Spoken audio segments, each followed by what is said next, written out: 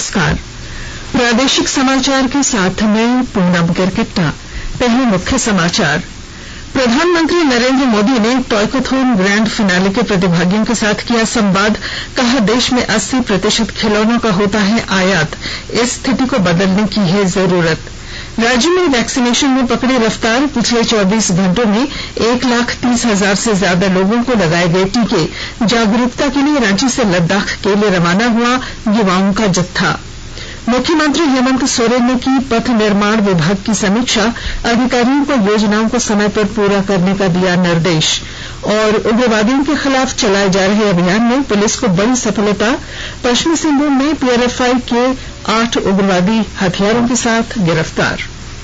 और अब समाचारों में आगे बढ़ने से पहले जरूरी संदेश। देश भर में 18 वर्ष से अधिक आयु के सभी लोगों के लिए सरकारी केंद्रों में निःशुल्क टीकाकरण अभियान चलाया जा रहा है। आपसे अपील है कि कोविड रोधी टीका जरूर लगवाएं। कोरोना महामारी के प्रति कोई भी लापरवाही न बरतें। जब तक आवश्यक न हो घर से बाहर न निकलें और इन आसान उपायों का पालन करें। मास्क लगाएं, 2 गज की सुरक्षित दूरी बनाए रखें, बार बार हाथ धोएं और चेहरा साफ रखें। कोविड से संबंधित जानकारी और मार्गदर्शन के लिए राष्ट्रीय हेल्पलाइन काम कर रही है। इनके नंबर हैं 011-2397-8046 और 1075। इसके अलावा राज्य हेल्पलाइन नंबर 104 डायल कर समस्या का त्वरित समाधान लिया जा सकता है। प्रधानमंत्री नरेंद्र मोदी ने कहा है कि परंपरा और प्रौद्योगिकी आत्मनिर्भर भारत की ताकत है। उन्होंने कहा कि खिलौने और गेम्स परंपरा तथा प्रौद्योगिकी का मिलन है और गेमिंग और खिलौने के क्षेत्र में देश की क्षमता निरंतर बढ़ रही है। प्रधानमंत्री ने कहा कि खिलाड़ियों में नेतृत्व की भावना सहित विभिन्न कौशल होने चाहिए। उन्होंने आज टॉयकथॉन 2021 के प्रतिभागियों के साथ वर्चुअल माध्यम से बातचीत की। इसकी शुरुआत भारतीय मूल्यों पर आधारित नए खिलौने बनाने के उद्देश्य से की गई थी, ताकि बच्चों में सकारात्मक व्यवहार तथा अच्छे आचरण का विकास हो सके। बातचीत के दौरान प्रधानमंत्री ने ऐसे खिलौनों और गेम्स बनाने पर जोर दिया जिससे भारतीय मूल्यों को बढ़ावा मिले। टेक्नोलॉजी की जरूरत पर बल देते हुए प्रधानमंत्री ने कहा कि खिलौनों और गेम्स का वैश्विक बाजार $100 अरब मूल्य का है। उन्होंने कहा कि आज भारत 80% खिलौने आयात करता है और खिलौनों के वैश्विक बाजार में देश का योगदान मात्र $1.5 अरब है। श्री मोदी ने कहा कि सरकार विदेशी खिलौने और गेम्स का बाजार विकसित करने के लिए सभी आवश्यक सहायता देने को तैयार है। खिलौनों से जुड़े सेक्टर के विकास से ऐसी महिलाओं के साथ ही देश के दूर दराज इलाकों में रहने वाले हमारे आदिवासी और गरीब साथियों को भी बहुत लाभ होगा। लेकिन ये तभी संभव है जब हम अपने लोकल खिलौनों के लिए वोकल होंगे।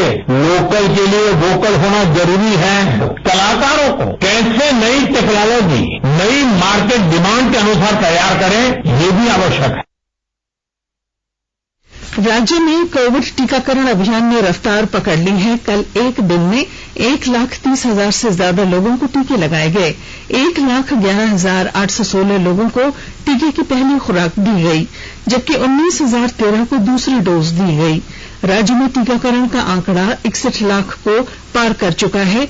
इसमें 51,68,480 पात्र लोगों को टीके की पहली डोज दी गई है, जबकि 9,64,406 को टीके की दूसरी खुराक दी गई।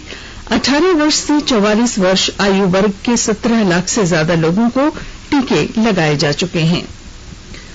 राज्य और देश में कोरोना टीकाकरण अभियान को सफल बनाने के लिए कई स्तरों पर प्रयास किए जा रहे हैं। इसके लिए तरह तरह से जागरूकता कार्यक्रम चलाए जा रहे हैं। इस कड़ी में आज रांची की एक स्वयंसेवी संस्था इंडिया यंग फाउंडेशन के सहयोग से 11 युवाओं का बाइक जत्था रांची से लद्दाख तक वैक्सीनेट इंडिया ड्राइव के लिए रवाना हुआ। युवाओं की टोली को हरी झंडी दिखाकर रवाना करते हुए रांची के सांसद संजय सेठ ने कहा कि युवाओं की इस तरह की पहल से देश को एक अच्छा संदेश जाएगा और देश में 100% टीकाकरण का सपना भी पूरा होगा। लॉकडाउन के दौरान रांची में जन कल्याण के कई कार्य कर रहे इंडिया यंग फाउंडेशन के संयुक्त सचिव अश्विनी सिंह सेठी ने बताया कि युवाओं की इस टीम को संस्था द्वारा प्रचार प्रसार सामग्री, हजारों मास्क, मेडिकल किट और दवाइयां उपलब्ध कराई गई हैं। बाइक जत्था का प्रतिनिधित्व कर रहे उत्कर्ष त्रिवेदी ने बताया कि रास्ते में पड़ने वाले ग्रामीण क्षेत्रों पर वे फोकस करेंगे और लोगों को टीकाकरण का महत्व समझाएंगे। चतरा जिले में 2 अस्पतालों में ऑक्सीजन प्लांट लगाने को केंद्रीय स्वास्थ्य तथा परिवार कल्याण मंत्रालय ने मंजूरी दे दी है। इन दोनों ऑक्सीजन प्लांट को डीआरडीओ की देखरेख में स्थापित किया जाएगा। विस्तृत ब्यौरे के साथ हमारे संवाददाता। लोकसभा क्षेत्र के सांसद सुनील कुमार सिंह के प्रयास से लातेहार जिला मुख्यालय में 2 ऑक्सीजन प्लांट लगाने की स्वीकृति मिली है। ऐसे में लातेहार जिला वासियों को अब ऑक्सीजन के लिए अन्यत्र भटकना नहीं पड़ेगा। भारत सरकार के स्वास्थ्य एवं परिवार कल्याण मंत्रालय ने लातेहार सदर अस्पताल व शहर के ही मनन चौटाग में ऑक्सीजन प्लांट लगाया, लेकिन अनुमति दी है। सदर अस्पताल में लगने वाले प्लांट से प्रति मिनट 1000 लीटर व मनन चौटाग के प्लांट से 500 लीटर प्रति मिनट ऑक्सीजन का उत्पादन होगा। सदर अस्पताल में उत्पादन होने वाले ऑक्सीजन को 200 तथा मनन चौटाग में उत्पादन होने वाले ऑक्सीजन को 100 बेड तक पहुंचाया जा सकेगा। भारत सरकार के डीआरडीओ की देखरेख में NHAI द्वारा प्लांट निर्माण कराया जाएगा। संजय कुमार तिवारी, आकाशवाणी समाचार, लातेहार। सूचना और प्रसारण मंत्री प्रकाश जावड़ेकर ने श्रोताओं में आकाशवाणी और दूरदर्शन से प्रसारित होने वाले समाचार के भरोसेमंद बने रहने पर प्रसन्नता व्यक्त की है। Reuters institute for the study of journalism की डिजिटल रिपोर्ट 2021 के अनुसार लोक सेवा प्रसारक आकाशवाणी और दूरदर्शन लगातार समाचार के साथ साथ प्रिंट मीडिया में टाइम्स ऑफ इंडिया ने श्रोताओं और पाठकों का भरोसा कायम रखा है। मुझे लगता है मैं दूरदर्शन और आकाशवाणी के सभी लोगों को बधाई देना चाहता हूं कि एक विश्वसनीयता का नाम है दूरदर्शन, विश्वसनीयता का नाम है ऑल इंडिया रेडियो। इसमें जो न्यूज होते हैं वो सेंसेशनल नहीं होते हैं, इसमें जो खबरें हैं वो बहुत भरोसेमंद होती है और इसलिए अनेक लोग केवल सही खबरें देखने के लिए दूरदर्शन और आकाशवाणी को सुनते हैं। इधर प्रसार भारती के मुख्य कार्यकारी अधिकारी शशि शेखर वेम्पति ने भी इस रिपोर्ट पर प्रसन्नता व्यक्त की है। ये जो सर्वे आया है बहुत ही गर्व की बात है कि दूरदर्शन न्यूज और ऑल इंडिया रेडियो न्यूज को सबसे ज्यादा ट्रस्टवर्दी और विश्वासपूर्ण माना गया है। This underlines the significant role that the public broadcaster is playing on issues of both public interest and national interest. Ramgarh जिले के चितरपुर प्रखंड बोरविंग पंचायत में आज उप विकास आयुक्त ने बरसा हरित ग्राम योजना के तहत आम बागवानी की शुरुआत की। किसानों को लाभ पहुंचाने के उद्देश्य से इस योजना की शुरुआत उप विकास आयुक्त ने स्वयं गड्ढा खोदकर किया।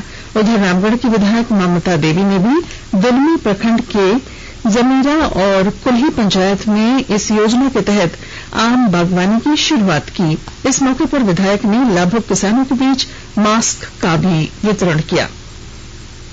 आकाशवाणी के ताजा तरीन समाचारों के लिए आप हमारी वेबसाइट newsonair.com पर लॉग ऑन कर सकते हैं। ताजा समाचार Twitter handle @AIR News Alerts और Facebook page all India radio news पर भी उपलब्ध हैं। आप प्रादेशिक समाचार एकांश के ट्विटर हैंडल @AIR News_Ranchi और फेसबुक, इंस्टाग्राम पेज तथा YouTube channel AIR News Ranchi पर भी हमारे बुलेटिन सुन सकते हैं। प्रादेशिक समाचार आप आकाशवाणी रांची से सुन रहे हैं और अब पेश हैं कोरोना से बचाव के कुछ संदेश।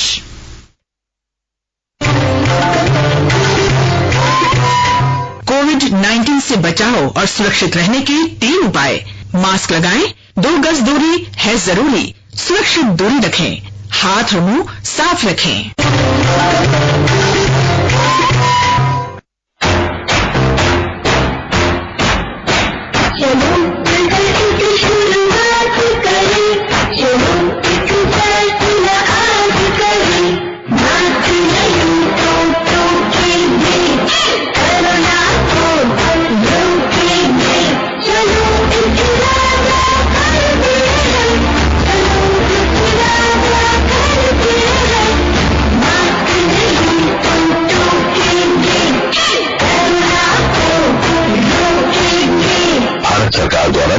जाएगी। प्रादेशिक समाचार में आपका फिर स्वागत है। मुख्यमंत्री हेमंत सोरेन ने आज पथ निर्माण विभाग की विभिन्न सड़क योजनाओं की प्रगति, भारी कार्ययोजना और राजस्व संग्रह की स्थिति की समीक्षा की। इस दौरान मुख्यमंत्री ने योजनाओं को समय पर पूरा करने के साथ ही गुणवत्ता का भी ख्याल रखने का निर्देश अधिकारियों को दिया। मुख्यमंत्री ने विभागीय अधिकारियों से कहा कि माइंस एरिया में डेडिकेटेड रोड बनाने की दिशा में कार्य योजना तैयार करें।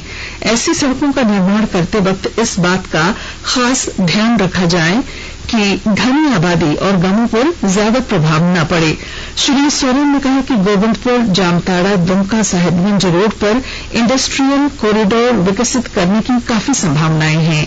यह सड़क संताल परगना क्षेत्र के लिए लाइफ लाइन बन सकती है। मुख्यमंत्री ने भूमि अधिग्रहण की समस्याओं के निराकरण के लिए विशेष पहल करने का निर्देश भी अधिकारियों को दिया। जामताड़ा जिले के ग्रामीण महिला पुरुषों को मुख्यमंत्री पशुधन योजना का लाभ देकर आर्थिक रूप से सबल बनाने का प्रयास किया जा रहा है। इसके तहत जिले के चयनित 175 लाभुकों के बीच शिविर लगाकर चरणबद्ध तरीके से बत्तख चूजे का वितरण किया जा रहा है। जिले के उपायुक्त फैज अहमद मुमताज ने आज जामताड़ा और नारायणपुर प्रखंड कार्यालय परिसर में चयनित ग्रामीणों के बीच बत्तख चूजे का वितरण किया। इस मौके पर उपायुक्त ने कहा कि इस योजना का लाभ लेकर ग्रामीण अपनी आय बढ़ा सकेंगे। पश्चिमी सिंहभूम जिले में सुरक्षा बलों को उग्रवादी संगठन पीएलएफआई के विरुद्ध चलाए गए अभियान में बड़ी सफलता हासिल हुई है। जिला पुलिस और सीआरपीएफ की टीम ने पिछले दिनों पीएलएफआई उग्रवादियों की गतिविधियों के विरुद्ध अभियान शुरू किया था, जिसमें 8 उग्रवादियों को गिरफ्तार किया गया। पुलिस अधीक्षक अजय लिंडा ने बताया कि सूचना के अनुसार टेबो थाना क्षेत्र और सोनुआ थाना क्षेत्र में पीएलएफआई की गतिविधियां चल रही थी। इसी के आधार पर पुलिस ने कार्रवाई की है, जिसमें उन्हें गिरफ्तार किया गया है। उन्होंने बताया कि गिरफ्तार उग्रवादियों के पास से कई हथियार भी बरामद किए गए हैं। सरायकेला खरसावां जिला मुख्यालय में आज देव स्नान पूर्णिमा के अवसर पर भगवान जगन्नाथ को शाही स्नान कराया गया। प्रत्येक वर्ष की तरह इस वर्ष भी परंपराओं का निर्वहन करते हुए भगवान जगन्नाथ, भाई बलभद्र और बहन सुभद्रा के विग्रहों को 7 जलाशयों से लाए गए जल से स्नान कराया गया। इसके बाद सोशल डिस्टेंसिंग और कोरोना संक्रमण के दिशा निर्देशों का पालन करते हुए श्रद्धालुओं ने पूजा अर्चना की। रांची जिले के बुंडू थाना क्षेत्र के सुटीलॉन्ग में 7 जंगली हाथियों के झुंड ने कल रात उत्पात मचाया। ग्रामीणों के अनुसार वे खेत में बीज डालने के लिए धान का बीज खरीद कर घरों पर रखे थे, जिन्हें हाथियों के झुंड ने बर्बाद कर दिया। लगातार हाथियों द्वारा पंच परगना क्षेत्र में उत्पात मचाने से क्षेत्र के ग्रामीणों में आक्रोश देखा जा रहा है। हाथियों के आतंक को देखते हुए वन विभाग की क्षेत्रीय टीम ने ग्रामीणों के साथ बैठक कर ग्राम वन समिति का गठन किया है, जिसके माध्यम से अब ग्रामीणों को हाथी भगाने की सामग्री दी जाएगी। और अब बुलेटिन के आखिर में मुख्य समाचार एक बार फिर। प्रधानमंत्री नरेंद्र मोदी ने टॉयकथॉन ग्रैंड फिनाले के प्रतिनिधियों के साथ किया संवाद। कहा, देश में 80% खिलौनों का होता है आयात, इस स्थिति को बदलने की जरूरत। राज्य में वैक्सीनेशन में पकड़ी रफ्तार, पिछले 24 घंटों में 1,30,000 से ज्यादा लोगों को लगाए गए टीके। जागरूकता के लिए रांची से लद्दाख के लिए रवाना हुआ युवाओं का जत्था। मुख्यमंत्री हेमंत सोरेन ने की पथ निर्माण विभाग की समीक्षा, अधिकारियों को योजनाओं को समय पर पूरा करने का दिया निर्देश।